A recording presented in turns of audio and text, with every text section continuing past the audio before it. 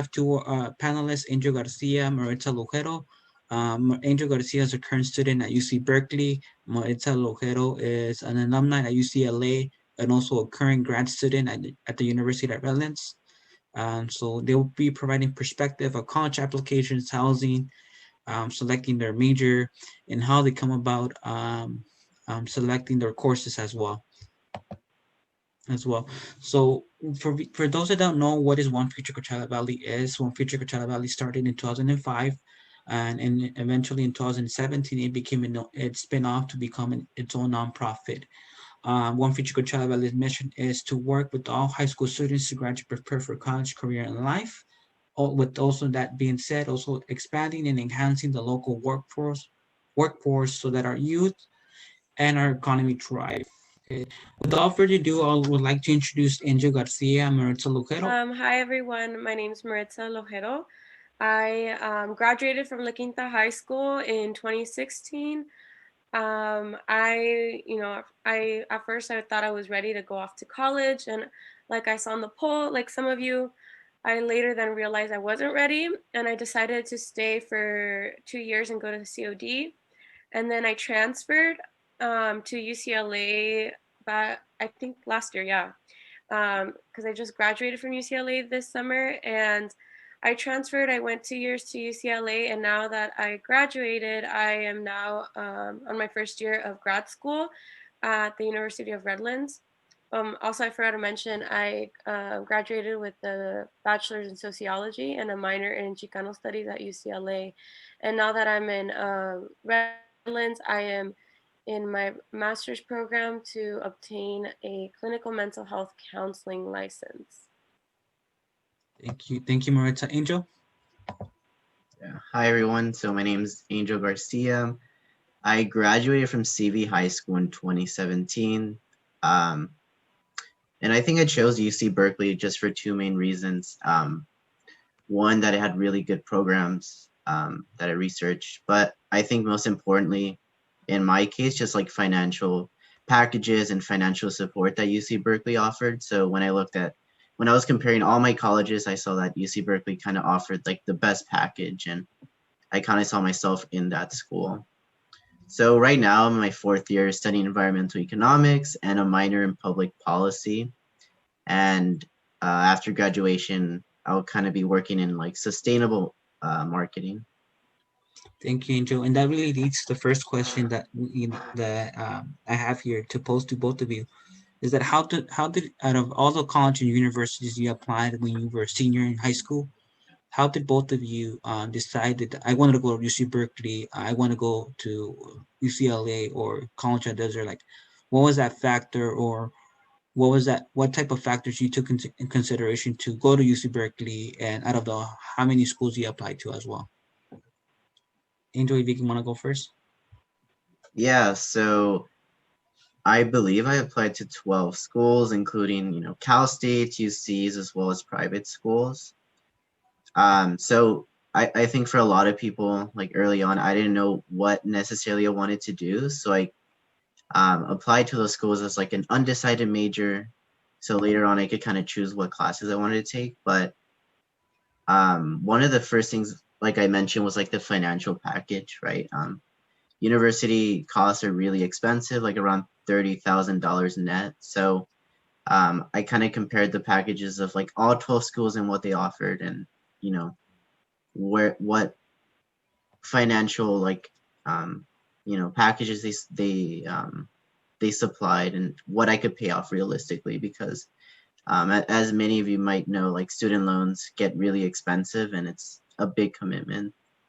Then besides that, just like looking at the programs the school offered, as well as like, pre-COVID, kind of go to the campus and kind of see how life is like. And a lot of colleges do offer some sort of program for admitted students to go before you sign your SIR admission form and see how Berkeley is or how UCLA is. So those are like the main factors that kind of helped me choose UC Berkeley.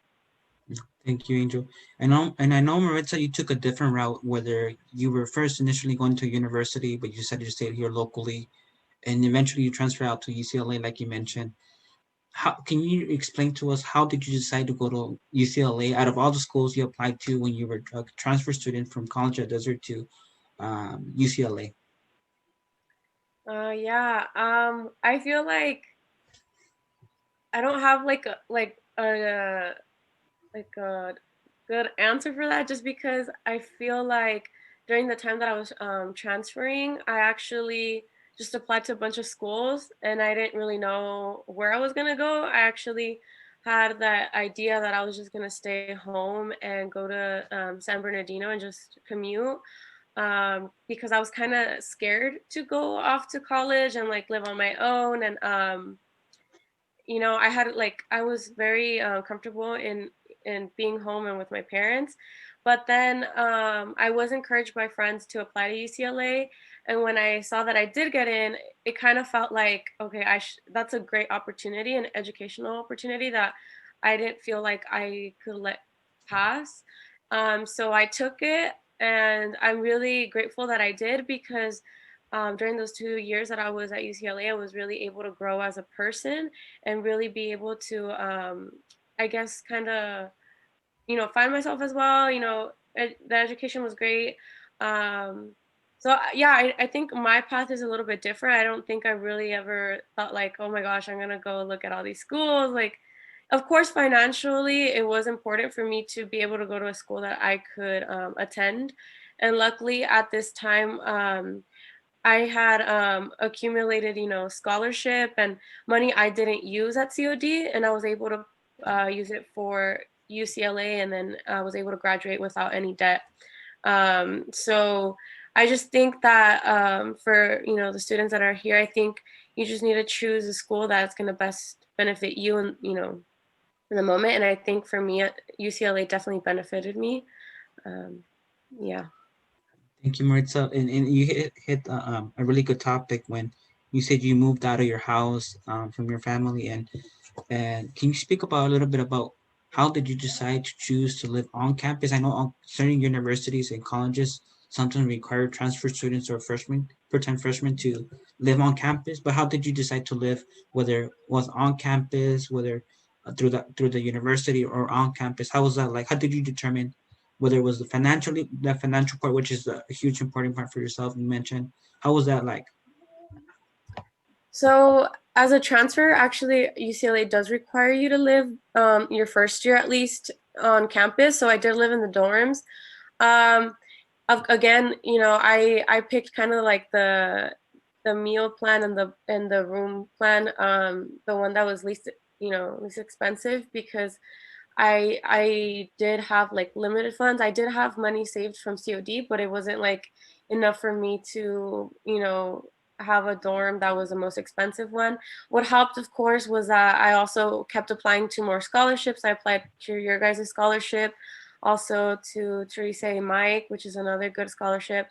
And I just did, work study. I did different things to help accumulate, that financial aid. But of course, like I said, I did work as well. Um, so the first year was good at it.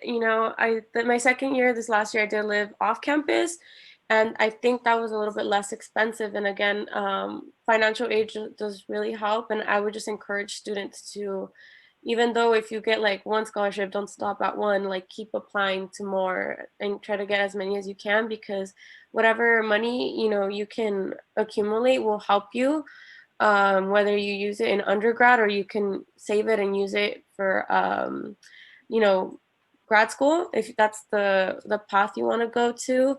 For example, myself right now, I did work study through AmeriCorps, and they give an educational award once you complete their program. And I worked at a preschool for 2 years, and so that money that I accumulated, I'm able to use it towards grad school. So any resource that you can get your hands on, like, really take advantage of it. It could help during undergrad or help later with grad school. Thank you, Maritza, for sharing your experience. Andrew, if you can share your experience as well in regards to the housing option, how did you select whether living on campus or off campus? Yeah, so similar to the points made, UC Berkeley does require incoming freshmen to live on campus for at least the first year. So um, I simply just applied and chose a dorm just for the fact that financial aid covered it. Most of the dorms are within a similar price range. So my first year, I lived in like a triple dorm. Then following my second year, I moved outside of campus. And something kind of to consider too is like outside expenses.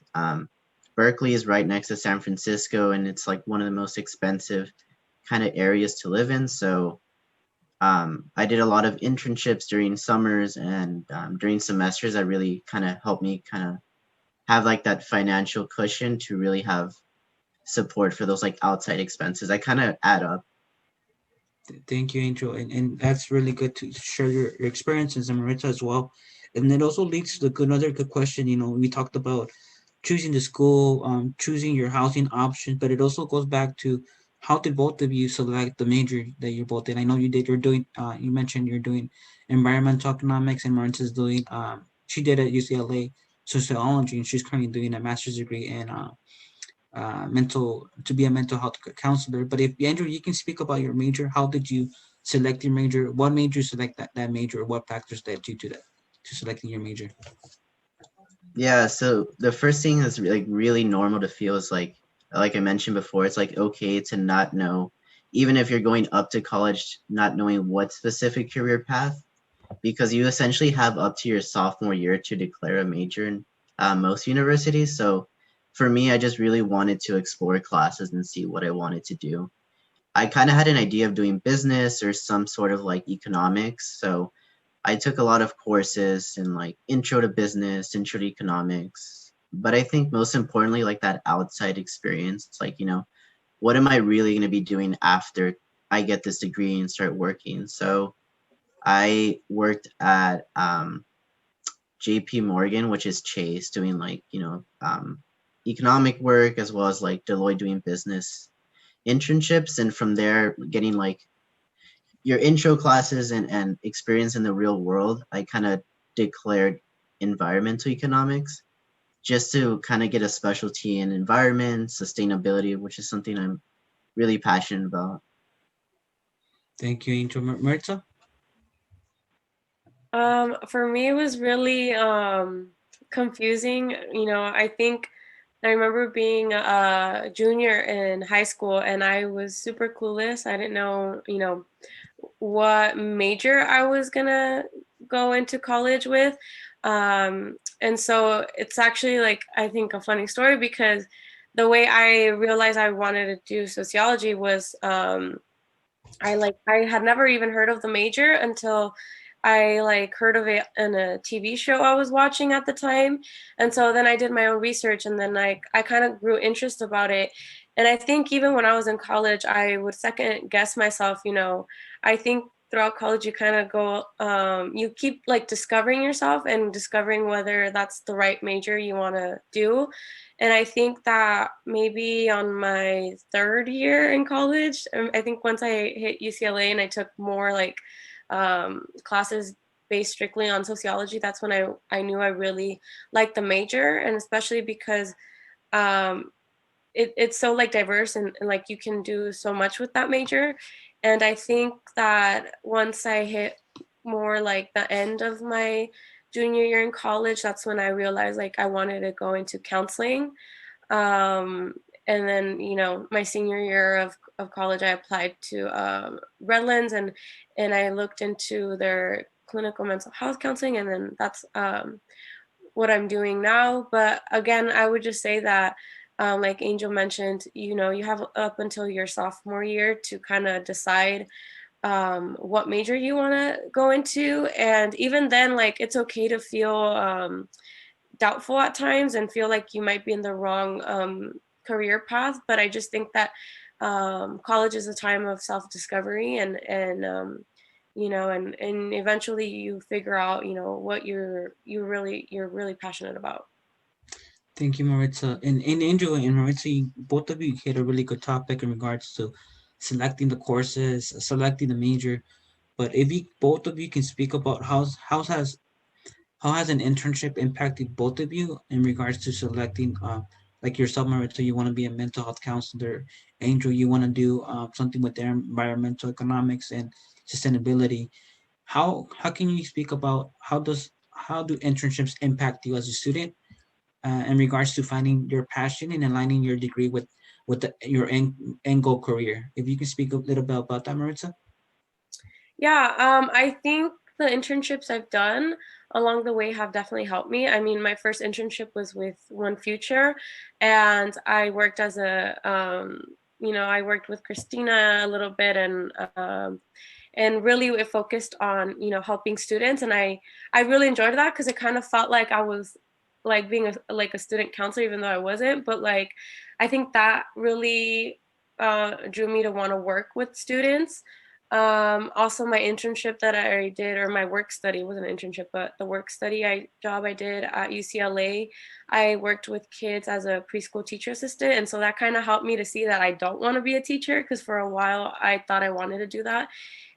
So really, I would advise the students to really like look into internships and in certain areas or fields that that you're interested in, because that internship can help you decide if that's the career path you want to go to, or if it's not. And I think either way, like, it's still a blessing, because it'll help you determine, what career path you're meant for. But really, I encourage the students to do internships. Thank you, Maritza. Angel. Yeah, so similar to like the previous question, I kind of did internships in different fields just for the fact that I didn't know what specifically to focus on until my last internship with Target doing sustainable marketing, that it like finally clicked that this is something I could see myself doing, 9 to 5 every day. But something definitely is, don't be afraid to explore different avenues, even if that avenue doesn't apply to you. Because I went from like banking to business to policy work in the desert to sustainable marketing. And for me, I never saw myself going up and down in different avenues, right? Because like your journey's never like a straight line, and I think you guys will probably hear that 100 times in your college careers. It's always going to be left, right, up, and down. So if you see something that interests you early on, definitely don't be afraid to explore it, because you might never know what might come out of it. Thank you, Andrew, for sharing your Maritza as well. I think, for just for an example for the rest of the students, I think for myself as well, an internship, I always heard the work networking internship. I used to be, I was a former scholarship recipient for the One Future Coachella Valley scholarship. And I always heard Christina and Oscar talk about you have to do an internship, you have to network with people, expose yourself. But it never really clicked on me because I was really busy working. I took a different route as well for different, as you, Andrew, you went to directly to university. Marissa took a different one. She went to COD, then to UCLA. For myself as well, I went to college at Desert, not really knowing what I really wanted to do, and I changed my major several times. I First I wanted to do computer science. I wanted to do administration of justice. Then I finally landed on psychology and behavioral health sciences degree, and that was because of a counselor at the EOP program at College of Desert. She was really instrumental for me to really finding my passion and really telling me you need to find your passion and really align your goals with what you really want to do. And it wasn't for me that that I always mentioned to her, like, well, I really can't do an internship because I have to work full time to pay my bills and help my family out and paying the bills at home. So I wasn't really able to get that full college experience because I had to balance work, balance school, and even then it got really struggled. And even it wasn't until I really started really knowing more about what One Future does, working with students, and that's where like, wow, I really want to work here. And it wasn't until I remember I was interning for the summer for Christina and Oscar, August. That was the August summer of 2016. Interned for them for 4 weeks, gave them an additional maybe 2 3 weeks more extra, and I did my internship. I really loved what I did there, but unfortunately, I had to go back. I had to go back to the fields. I couldn't find a job same year that I graduated and did an internship. Um, and what clicked for me was like they were really right talking about you need to do internships and how internships really do help you find your passion, help you find the degree you really want to go to. If you can find it, go for it. I think the point I'm trying to make here is that internship do make an impact, regardless if they're paid or non-paid. I think they really do make a difference in finding the career you really want to go to, the person you want to become, and they really do make an impact. So with that being said, Angel and Maritza, you both earlier you both talked about internships, and I know both of you are full-time students. But while you were doing those internships, how did both of you really how did you both find the balance of working and doing the internship, doing working and doing your internship, but going to school full time and managing your time? Can you speak of both of you? Can speak about that? What type of methods, what type of techniques both of you used, or how do you both of you manage your time? Because time is really something you don't get back. When you lose an hour, you lost an hour already. So if Angel, if you can speak about that first, and then Maritza. Yeah, I did most of my internships in the summer, but I did do one during my first semester in my spring semester, my second term in spring semester. So um, a lot of it has to do with like knowing how to manage your time, which essentially, keeping organized all the assignments and all the things you have to do, because the transition from high school to college is a little differently. You would have, your professors are not going to tell you when this is due. They would probably tell you the first day of class, a huge syllabus, these are all the assignments, do X, Y, and Z. So it's really important to use like Google Calendar or like a physical planner to plan everything out, and kind of knowing how fast you work. And I think that's like an important thing, because some people work faster than others and it takes longer for others to kind of absorb information. And college assignments are pretty lengthy. So knowing how fast you work is kind of with time, and you'll start to kind of unravel how fast you work, early on. But I think also as well as managing, everything that you're doing with your internship, the assignments you have, and overall just time. So seeing those gaps that you might have, like even if it's small as an hour, like what are you doing with those times? Because half an hour to an hour, gaps per day is like a huge thing. So it all depends schedule by schedule. But for me, I just kind of saw like, if I was going from one place to another, I would have my notebook, taking notes on the train, for example. So making the most out of your time is definitely key. Thank you, Angel. Maritza. Yeah, just going off of what Angel said, I think I'll be honest, I think I'm still learning on how to manage my time. I'm those type of students that always likes to procrastinate, but now that I'm in grad school, that's different. I don't have the time to, I can't afford to do that anymore. So I think if I could have known this information during undergrad, I think I probably would have had more sleep during undergrad. To be honest, I think that now as a grad student, I'm really more hard on myself, and I discipline myself more. That, you know what, when I was in grad school, I would like watch Netflix a lot and then like kind of like procrastinate, because I tend to get, kind of anxious on assignments that are kind of lengthy, like Angel said. And so now I can't, like I said, I can't afford to do that because I'm working, and I'm a full-time grad student. And so now I really like, tell myself, okay, you can maybe watch like one episode today during this break time, or or what really helps as well for me to keep myself in check is having a planner. And I guess what I'm trying to say is like, once you like hit college, you really have to discipline yourself, because no one else is going to be there to do it for you. Your parents are not going to be with you, dragging you to school or telling you to do your homework. You need to really stick to a schedule. And I think that schedule should include, always having school come first, and social things come second. And also remember to get a good night's sleep, because that's important in order for you to like function well the next day and during class and work and stuff. So really, I just think it's just about having discipline, and really having like reminders on your phone or a planner to keep you on track. Thank you, Marissa. Thank you, Angel. And I know we talked about selecting your major, selecting your housing, but also if you can speak about how did both of you find out what type of resources or what type of teachers are the best teachers to take a course in regards to selecting your courses at, for example, yourself, Maritza, what type of website, what type of resources or friends helped you out select your courses. If you can speak about that, and then Angel, if you can speak about that too as well. Yeah, of course. I think one good resource that I actually first learned about it at COD was that there's Rate My Professor. I think everyone uses that now.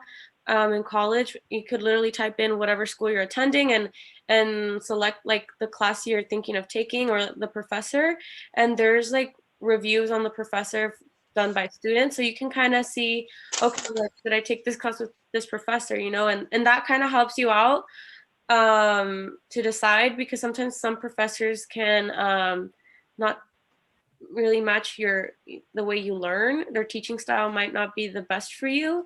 Also, just I think just by looking at reviews, you can kind of see how you can kind of like do a prediction of maybe how well you'll do in the class. So that's a good resource. I would also suggest joining, like, I know no one really uses Facebook anymore, but joining Facebook groups made by students for your school. I know when I was at UCLA, I joined the sociology department Facebook page, and there's a bunch of like sociology students there. Like they'll ask for help or or give recommendations as well for professors. I also did that when I was at COD. There's a COD page for students on Facebook, and also there you can like sell textbooks or buy textbooks from students at a way cheaper cost than versus buying it at the bookstore. So that applies to as well as the UCLA. So really, I would just kind of look into whatever school you decide to go to and see what kind of student pages there are, and maybe look out on the school webpage and see what other.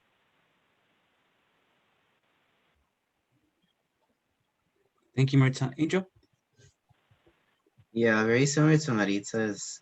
Rate My Professor is probably the best website. Because a class could really be like make or break depending on the professor. You might have like the best experience or not so the best.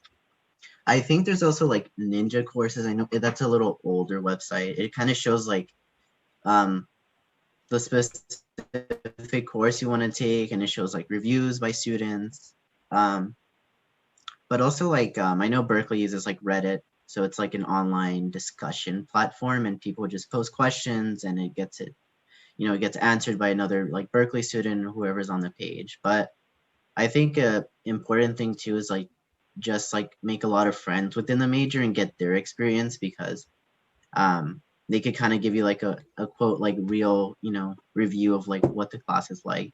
Like for me in the department, it's really small, so I have a lot of friends taking similar classes, so they've already taken some of the classes that I plan to take. So I just sit down and kind of chat with them and see like how hard is this class, is this professor teaching a certain way. So just being really proactive on that part if it's possible.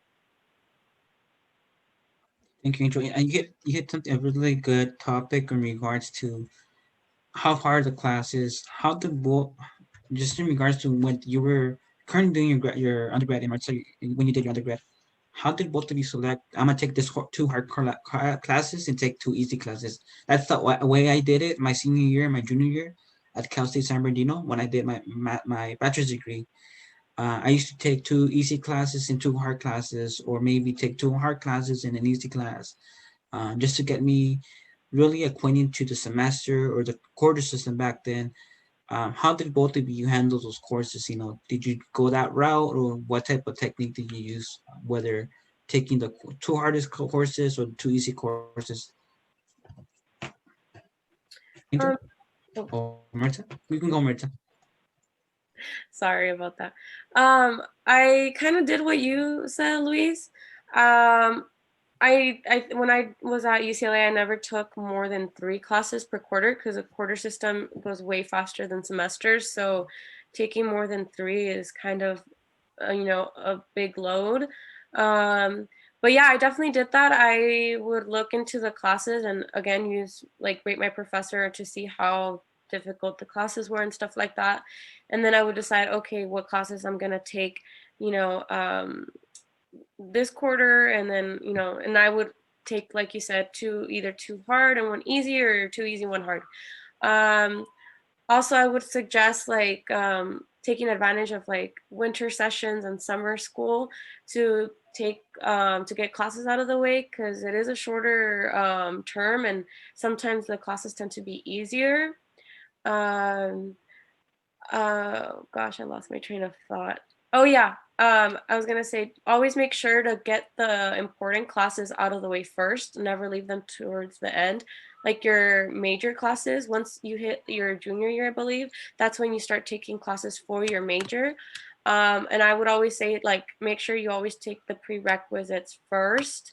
Never leave them towards the end, because if you don't pass those, and those are really critical for your major, like you might end up adding another year to your college, a fifth year, I'm sorry. So always take the important classes first and leave. I would say leave the easy ones towards the end, in case you have to repeat the class. You have time to do it. Angel? Yeah, so for me, what I did early on was like make a 2-year plan with like a counselor and sit down. And that what that basically is just like writing down the classes you're taking and getting advice from them, because some classes might be harder, or they might have prerequisites like Maritza was saying. Um, so for me, like my first semester, I took it a little easier. I think was like 12 units, just to get to feel like how hard classes are at Berkeley. Then over time, taking the classes I needed to take, because I guess for me, like STEM classes are like, um, I guess for me, really difficult. Like they have like, a lot of math, science. So I didn't take more than 2 difficult classes, just because that would take a lot of time.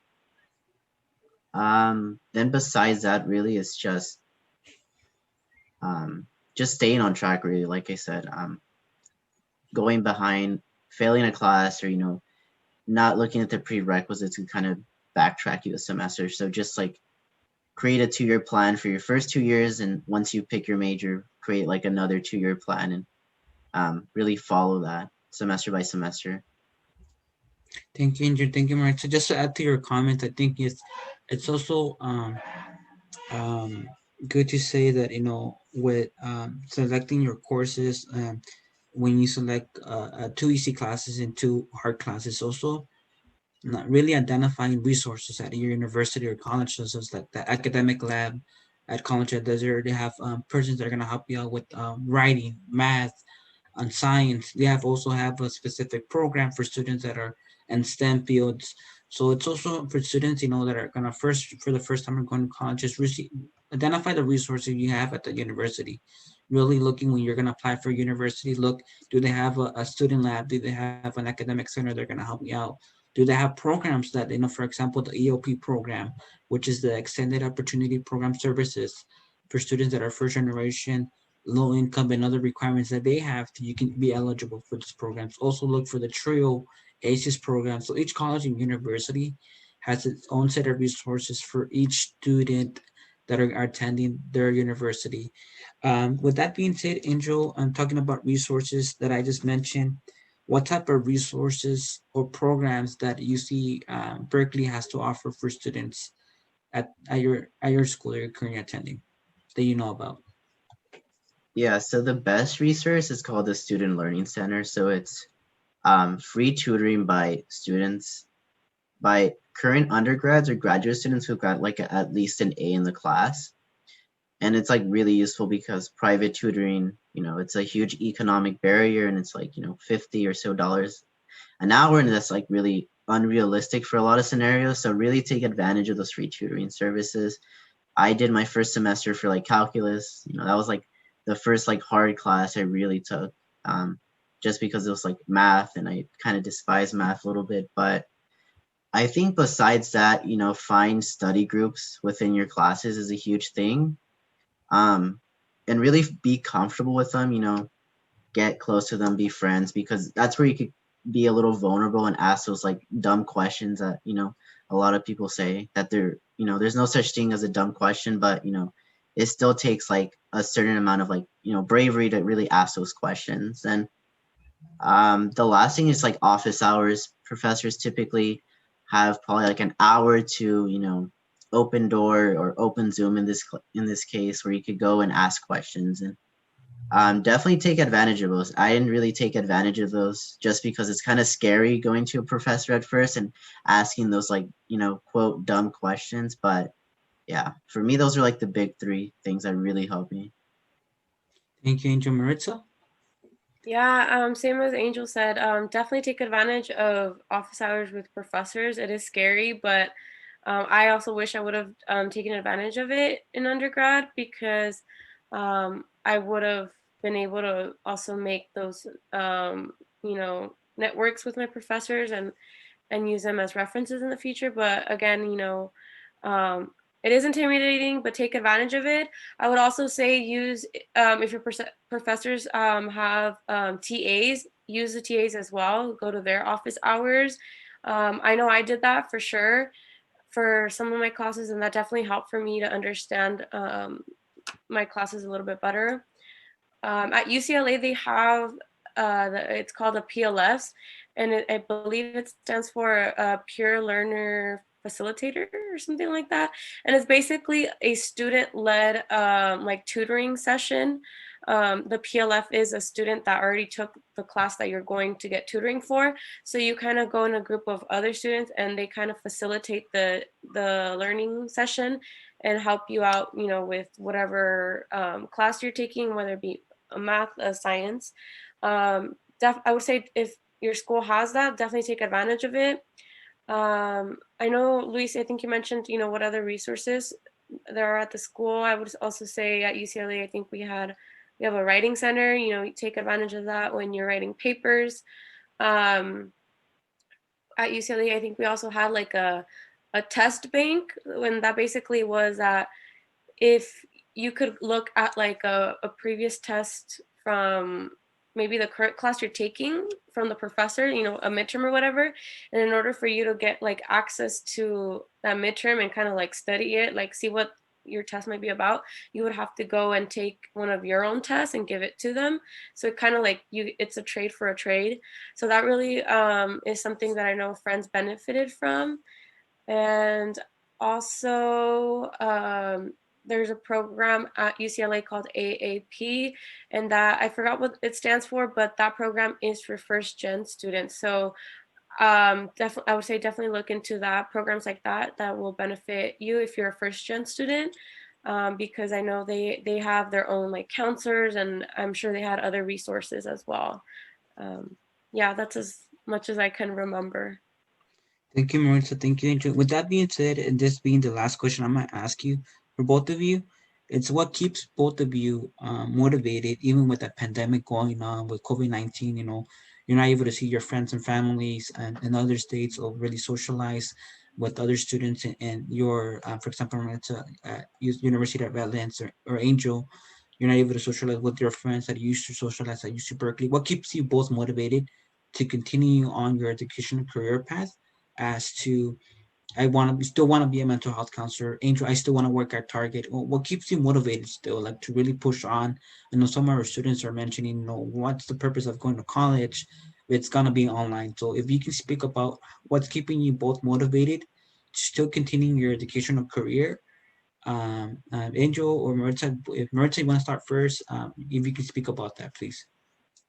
Yeah, of course. I think that I know it is a little discouraging to be in school right now, but how I see it, it's like I don't have time to waste. I know I'm like young or anything or whatever, but I see it as like this is still the opportunity for me to learn.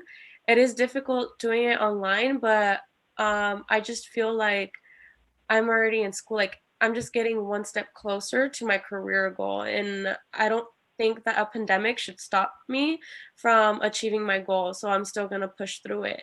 It is difficult, but because I am in grad school, I am in a cohort. So a cohort is like a smaller group of students in the program. So it's literally 13 of us. So I think that even though I can't really like meet my cohort in person and socialize, we've actually found a way to kind of stay connected. And I can actually say, which is so weird, you know, we're in a pandemic, but I've been able to make friends so far in grad school, which I honestly was kind of nervous about. I was like, I'm gonna be alone going through this, and actually so far I've been able to make friends. I'm actually really close with two of the girls in my cohort, and you know, we're actually even thinking about possibly moving in together next year if school goes back to normal in person. So I think it's still possible to make those friends. You just kind of have to get out of your comfort zone and put yourself out there. I know it's intimidating, you know, sitting in front of a camera, but you really just have to put yourself out there, especially for those that are barely starting college. I think it's important to make friends, and especially because those friends are going to be there with you. If you're in the same major, they're going to help you throughout your 4 years. You know, you guys will help each other out with whatever challenging class you might be taking, if you need help with homework or an assignment or whatever it is, you know. So I definitely would say, like, you gotta get out of your comfort zone and just go for it. Thank you, Maritza, for sharing your comments. Angel. Yeah, I think for me, my greatest motivator is just like the like different people that kind of help me to be where I'm at right now. Like, you know, a lot of people sacrifice a lot to be where I'm at right now. So I'm just thinking like for me, I'm almost there. In May, I'm basically done. And I know Zoom fatigue could kind of get a little, you know, staring at a screen all day. So, you know, definitely find ways to take care of your mental wealth. Like step away from the computer, go take a walk, go, you know, whatever makes you happy, definitely, you know, do that more frequently because you know, staring at the computer all day, you know, you'll get fatigue, headaches, and stuff like that. But like really push through, right? Everybody's situation is always a little different, but you know, look at the people who have, you know, maybe you know helped you one way or another. You know, they're kind of relying on you, and you know, by you, you know, going to college, finishing college, it kind of instills like this generational change. You know, if you go to college, your daughters, your sons will go to college, and it's this like giant change that you're making happen, even though you don't realize that, you know, the change that you're making, you know, right now, like once you graduate college, it makes a huge change, like forever. So, um, yeah. Thank you, Angel. So thank you, Angel and Maritza, for joining us today.